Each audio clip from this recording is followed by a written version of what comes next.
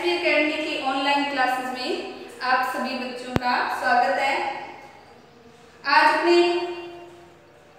Class 12th में biology का lesson number 8वां जिसका पार्ट अपने आज 3 पढ़ेंगे। लास्ट वीडियो में अपने जो पार्ट इसका सेकंड पढ़ा उसमें अपने पोषक तत्व थे वो पार्कों को कितने भागों में किस प्रकार से प्राप्त होते हैं तो उन्हें 2 भागों में बांटा गया था, वृहद पोषक तत्व और सूक्ष्म पोषक तत्व। तो वृहद पोषक तत्व और सूक्ष्म पोषक तत्व कितने थे उनके बारे में अपने पढ़ा। आज अपने इस वीडियो में स्टार्ट करेंगे जो अनिवार्य तत्व हैं उनको कार्य के आधार पर कितने भागों में बांटा गया है और उसके बाद में कुछ जो प्रमुख तत्व हैं उनकी न्यूनता के कौन कौन से लक्षण होते हैं उनके बारे में पढ़ेंगे। तो कार्य के आधार पर तत्वों को 4 भागों में वर्गीकृत किया गया है, जिसमें 1 नंबर है संरचनात्मक तत्व, फिर है ऊर्जा संबंधित तत्व, उसके बाद में एंजाइम सक्रियक और फिर है प्रासंगिक कार्यों का संतुलन करने वाले तत्व। तो ये 4 भागों में तत्वों को बांटा गया है। अब इसमें सबसे पहले अपने पढ़ते हैं संरचनात्मक तत्व। ये तत्व कार्बोहाइड्रेट, प्रोटीन, वसा, डीएनए आदि के संरचनात्मक घटकों के रूप में उपयोगी होते हैं, जैसे कार्बन, हाइड्रोजन, ऑक्सीजन, नाइट्रोजन आदि। तो जो तत्व हैं अपने पादपों में भोजन निर्माण का कार्य करते हैं, जिसमें कार्बोहाइड्रेट, प्रोटीन, वसा जो खनिज लवण होते हैं उनका जो निर्माण करते हैं उन्हें क्या कहते हैं, संरचनात्मक घटक वाले तत्व कहा जाता है।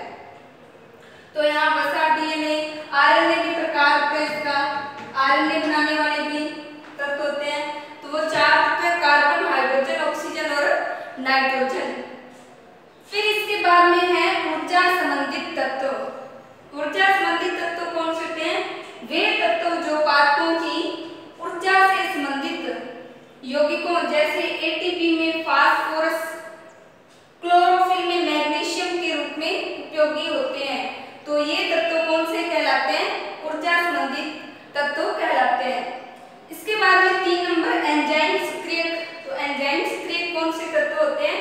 वे तत्व जो विभिन्न एंजाइमों के सक्रियक व निरोधकों के रूप में उपयोगी होते हैं उन्हें क्या कहते हैं? एंजाइम सक्रियक या फिर निरोधक।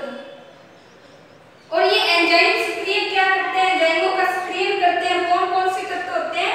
मैग्नीशियम, मैग्नीज, जिंक, मोलिब्डेनम आदि। ये तत्व क्या करते हैं? एंजाइमों के सक्रियण में महत्वपूर्ण भूमिका निभाते हैं। इसके बाद में है 4 नंबर जो इसका पार्ट है प्रासंगिक कार्य का संतुलन करने वाले तत्व। तो प्रासंगिक कार्य करने वाले कौन कौन से एलिमेंट्स होते हैं? उसमें है पोटेशियम और क्लोरीन। तो पोटेशियम और क्लोरीन तत्व हैं, ये क्या करते हैं? प्राशन का संतुलन करने का कार्य करते हैं। तो कार्य के आधार पर तत्वों को 4 वर्गों में बांटा गया। फिर अब इसके बाद में है खनिज तत्व कौन से हैं और अखनिज तत्व कौन से हैं।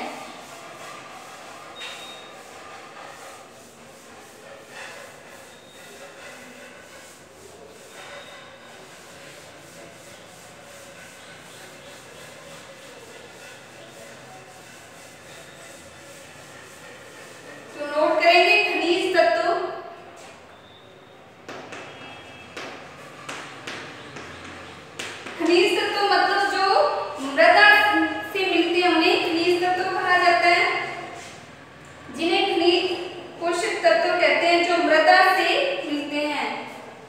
मृदा से पौधों को प्राप्त होने वाले तत्व, मृदा से पौधों को प्राप्त होने वाले तत्व क्या कहलाते हैं? खनिज तत्व कहलाते हैं।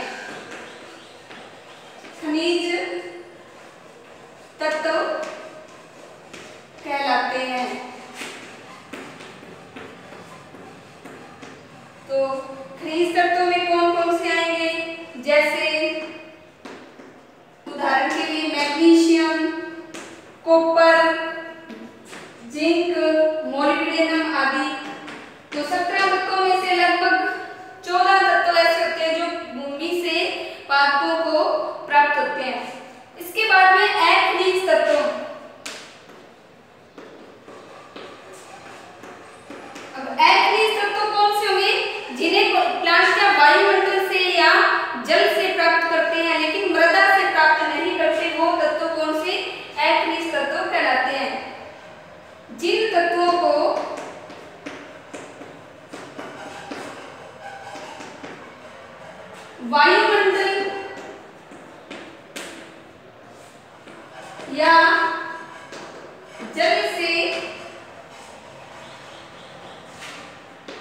किया जाता है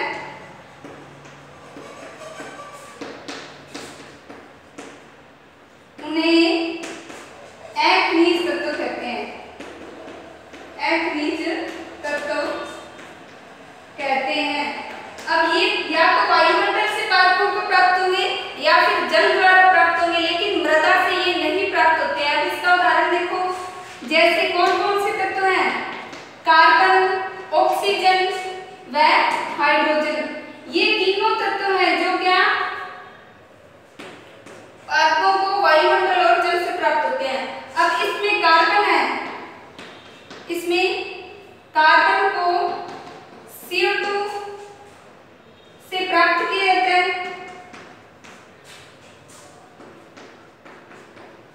तथा ऑक्सीजन को पादप कैसे प्राप्त करते हैं, तथा O2 को पादप CO2 व जल से प्राप्त करते हैं।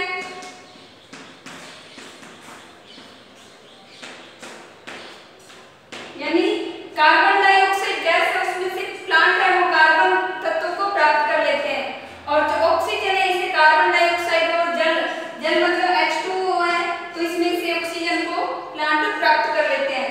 तथा हाइड्रोजन को कैसे प्राप्त करते हैं? हाइड्रोजन को पादप जल से प्राप्त करते हैं, पादप जल से प्राप्त करते हैं। तो इस प्रकार से प्लांट हैं वो विभिन्न प्रकार के जो खनिज तत्व होते हैं उन्हें तो मृदा से प्राप्त करते हैं, लेकिन जो अखनिज तत्व हैं उन्हें वायुमंडल से या जल द्वारा प्राप्त करते हैं। तो मेन जो अखनिज तत्व तीन है, कार्बन, ऑक्सीजन और हाइड्रोजन। तो इसके अलावा खनिज तत्व कितने? 14 और 3 है अखनिज तत्व। अब अपने जो पोषक तत्व हैं उनकी वृहत और सूक्ष्म मात्रा के आधार पर पादपों में क्या भूमिका है, तो पादप पोषण में पोषक तत्वों की क्या भूमिका है उसके बारे में अपने पढ़ते हैं।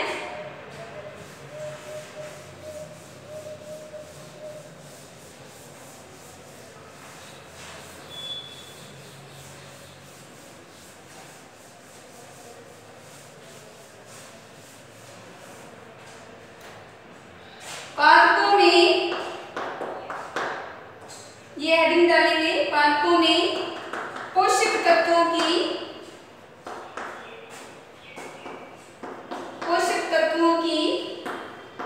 वृहत और सूक्ष्म मात्रा में क्या भूमिका है? पादपों में पोषक तत्वों की भूमिका।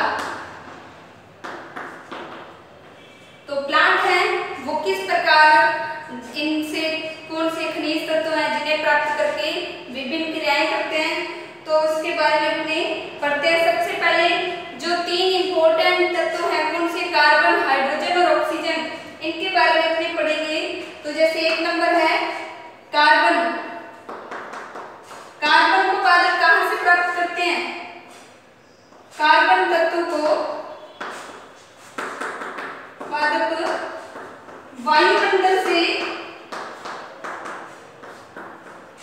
CO2 के रूप में प्राप्त करते हैं,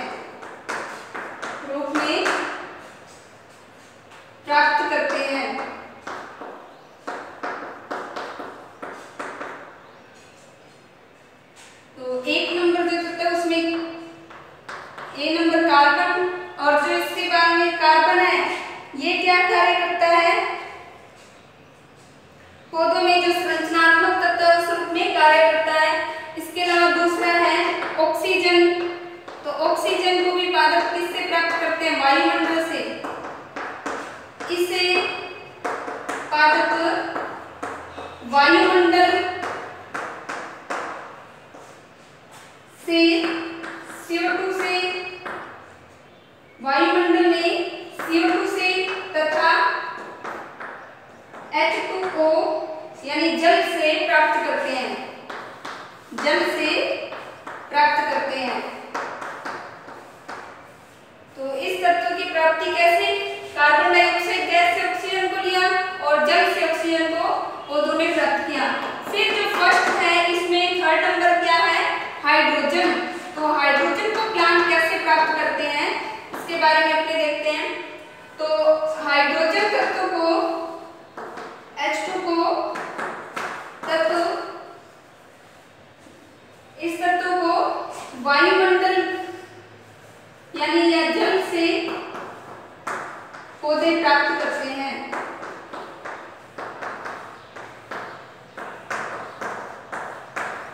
हाइड्रोजन को जल से पौधे प्राप्त करते हैं। तो सामान्यतः ये तीनों जो आवश्यक तत्व हैं इनकी बातों को कोई कमी नहीं होती, क्योंकि ये मृदा से और जल से पौधों को प्राप्त होते हैं। तो यहाँ नोट करेंगे उपयुक्त तीनों तत्वों की पादपों में न्यूनता नहीं होती है, पादपों में न्यूनता नहीं होती है।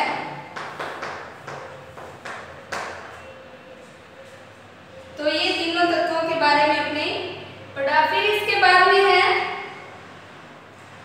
आगे वाला पोषक तत्व जिसे क्या कहते हैं, नाइट्रोजन। तो अपने नाइट्रोजन के बारे में पढ़ते हैं।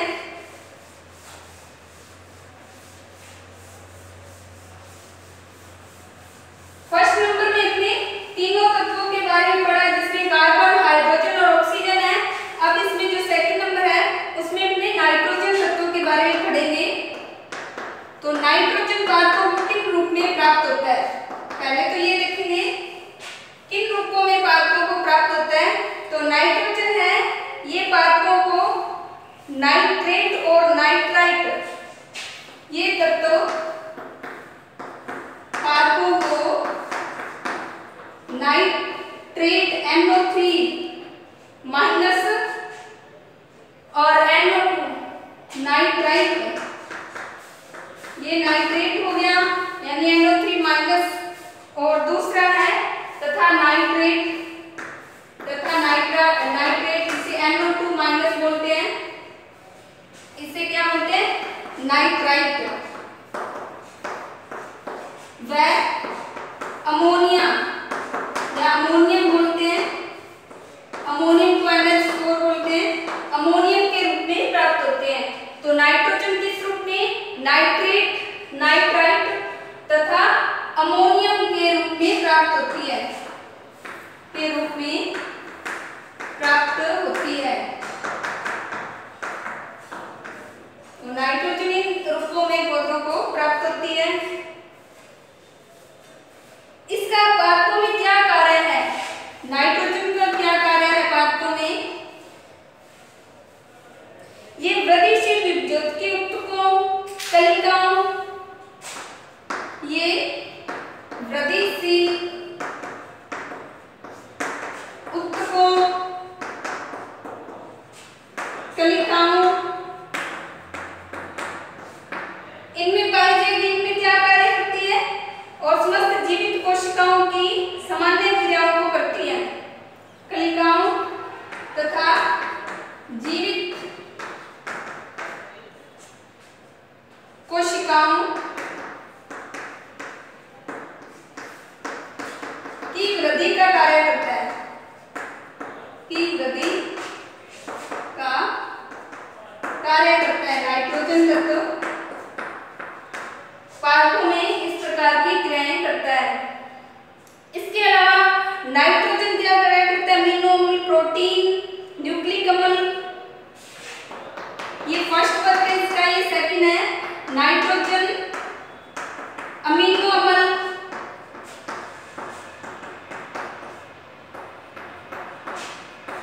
प्रोटीन, पर्णहरित, अमीनो अम्ल, प्रोटीन, पर्णहरित, न्यूक्लिक अम्ल, विटामिन,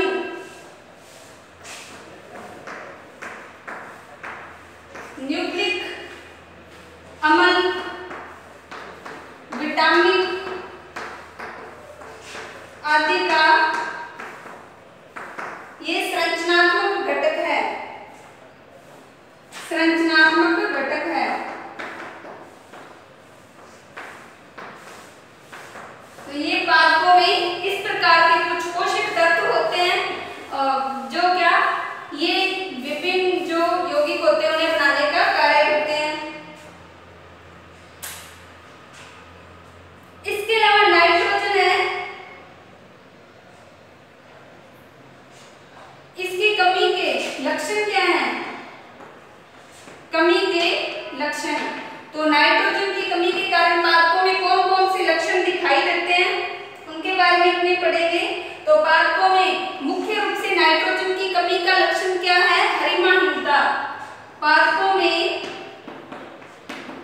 हरिमाहीनता का होना, हरिमाहीनता का होना, यानी पौधों की पत्तियां हैं वो क्या पीली होकर गिर जाती हैं, अर्थात पत्तियों का पीला होकर गिरना, पीला होकर गिरना। अब ये लक्षण पहले क्या पुरानी पत्तियों में प्रकट होते हैं, उसके बाद में ये तरुण पत्तियों में दिखाई देते हैं। ये ध्यान रखना, हरिमाहीनता पहले किसमें? पुरानी पत्तियों में दिखाई देती है, फिर नई पत्तियों में। फिर सेकंड नंबर, नाइट्रोजन की कमी से पत्तियों में एंथोसायनिन वर्णन बनता है। नाइट्रोजन की कमी से पत्तियों में एंथोसायनिन वर्णन बनता है। एंथोसायनिन वर्णन बनता है जिसके कारण पत्तियां गुलाबी रंग की दिखाई देती हैं, जिसके कारण पत्तियां गुलाबी हो जाती हैं।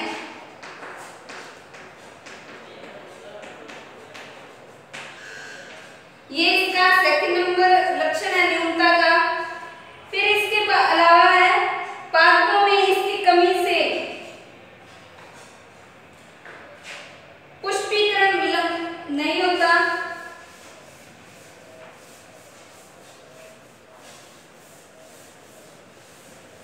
तो नाइट्रोजन की कमी से क्या कुछ आवश्यक पोषक जो पदार्थ बनते हैं वो भी नहीं बनते, और नाइट्रोजन की कमी से, नाइट्रोजन की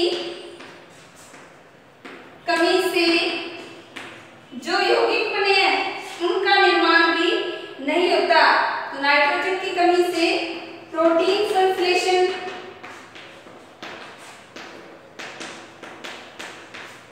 व अमीनो अम्ल,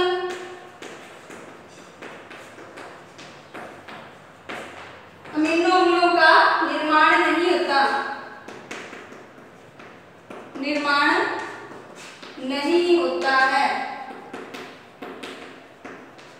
फिर इसके अलावा 4 नंबर जो इसकी कमी का लक्षण है वो क्या? इसकी कमी से पत्तियां और शाखाएं हैं वो क्या बौनी रह जाती हैं, या फिर पौधे का बौना रह जाना।